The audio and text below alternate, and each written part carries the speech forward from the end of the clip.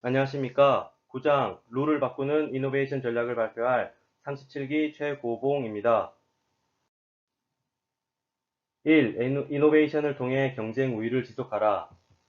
오스트리아 출신 미국 이론 경제학자 조지프 슌페터는 20세기 전반 대표적인 경제학자로 평가받고 있습니다. 그는 세계적인 대공황을 겪으면서 이 상황을 타개할 혁신이 필요하고 새로운 소비 형태가 필요하다고 주장하였습니다. 소비자들의 새로운 욕구를 충족시키기 위해 매력적인 제품이 만들어져야 하는데 이를 위해선 이노베이션, 즉 신결합이 필요하고 5가지 신결합을 정의하였습니다. 첫째, 새로운 재화 제품의 혁신입니다. 말 그대로 알려지지 않은 새로운 제품의 품질을 제품을 탄생시키는 것입니다. 둘째, 새로운 생산 방식의 혁신입니다. 기존에 활용되고 있는 생산 방식에서 벗어나 저비용 고효율의 새로운 방식을 도입하는 것입니다.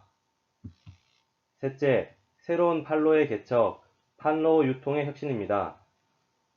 해당 국가의 해당 산업이 여태껏 진입하지 않았던 시장을 개척하는 것입니다. 넷째, 원재료 혹은 반제품의 새로운 공급원 획득, 여지껏 다루지 않았던 혹은 미처 생각하지 못했던 원재료들의 활용 방안을 찾는 것입니다. 다섯째, 새로운 조직의 실현, 기존의 수직적이고 일방향적이었던 조직의 구성 형태를 새로이 구성해서 운영하는 방법입니다.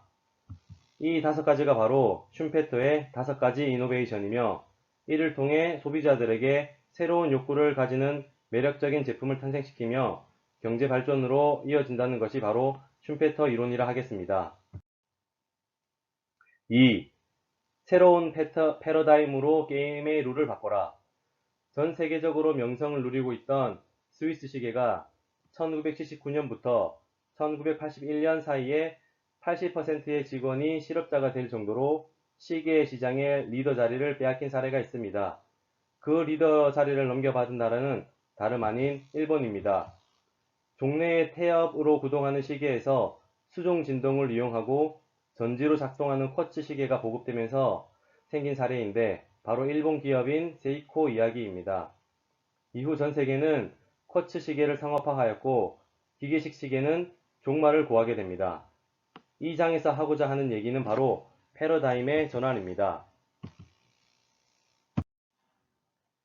미국의 미래 경제학자 조엘 파커는 본인의 저서 패러다임을 전환하면 미래가 보인다를 통해 지속적으로 변화하는 기술들의 법칙을 파악하고 전 세계 수많은 비즈니스 리더들에게 전파했습니다.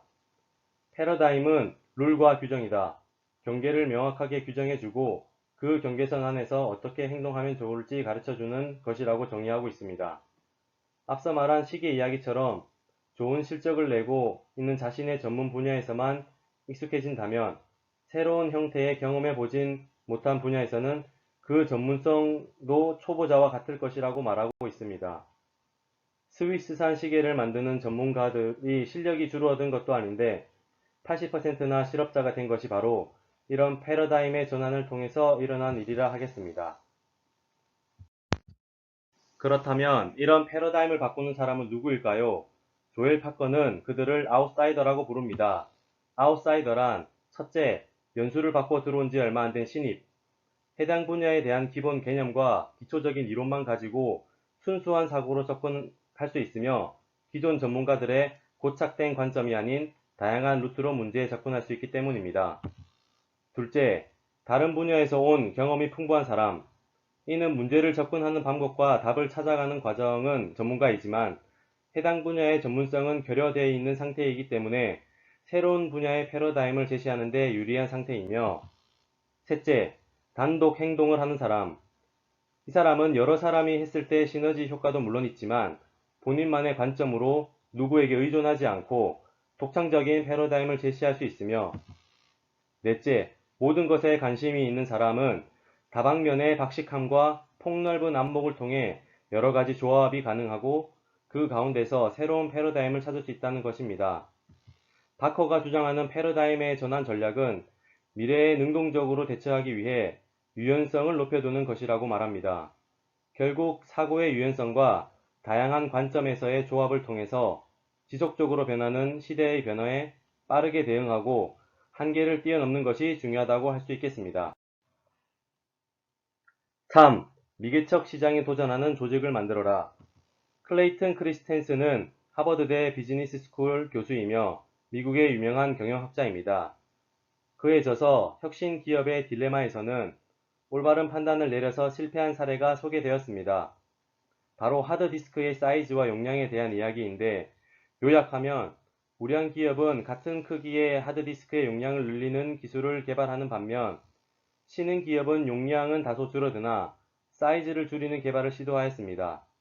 당연히 기존의 고객들은 기존의 사이즈의 용량이 늘어나는 우량 기업의 제품을 선호하겠지만, 신흥 기업은 같은 기술로 경쟁했다간 승산이 없을 것임을 예상했기에 작은 사이즈의 하드디스크 시장을 공략하였고, 수년이 흐른 후 미니 컴퓨터의 사용이 늘면서 블루오션을 개척했던 신흥 기업이 이익률이 늘었고, 이를 바탕으로 기술의 발전을 이루어 나중에는 하위 시장에서 올라온 신흥 기업이 우량 기업을 역전하는 현상이 생겼다.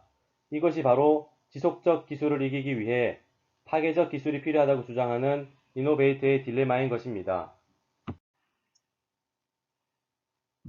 클레이트 크리스텐슨은 이 신흥 기업의 파괴적 기술이 승리로 연결시킬 수 있었던 5가지 원칙이 있다고 이야기하고 있습니다. 첫째, 파괴적인 기술을 필요로 하는 고객을 보유한 조직에게 맡긴다. 둘째, 적극적으로 뛰어들 수 있는 작은 조직에게 맡긴다. 셋째, 실패를 최소한의 희생으로 멈출 수 있는 계획을 세운다. 넷째, 주류 조직의 프로세스나 가치 기준을 이용하지 않도록 주의한다. 다섯째, 지금까지와는 다른 특징을 가진 새로운 시장을 발견하거나 개척한다. 위의 조건을 다 갖출 경우 신규 기업이 기존의 대기업을 뒤집을 수 있는 파괴적인 혁신이 일어날 수 있습니다. 소니의 워크맨이 여기에 해당하는 파괴적인 혁신이었습니다.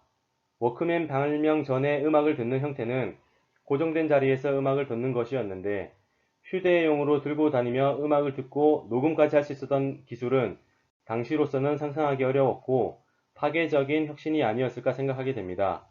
고정된 사고방식에서 탈피한 순간 새로운 시장을 개척하는 기회가 오게 된 사례라고 볼 수 있습니다. 9장 룰을 바꾸는 이노베이션 전략을 보고 3가지로 요약할 수 있었습니다. 첫 번째, 소비자들의 니즈가 무엇인지 끊임없이 의문을 가지고 새로운 상품을 개발하는 것과, 두 번째, 고착된 패러다임을 벗어난 새로운 발상의 전환을 통해 블루오션을 개척할 수 있다는 것. 마지막으로 기업의 리더는 확고한 경영 철학을 가지고 조직원들에게 비교적 정확한 지침을 주어 모두 같은 목표를 향하는 것이 바로 혁신적인 전략이 아닐까라는 생각을 해보면서 발표를 마치도록 하겠습니다. 감사합니다.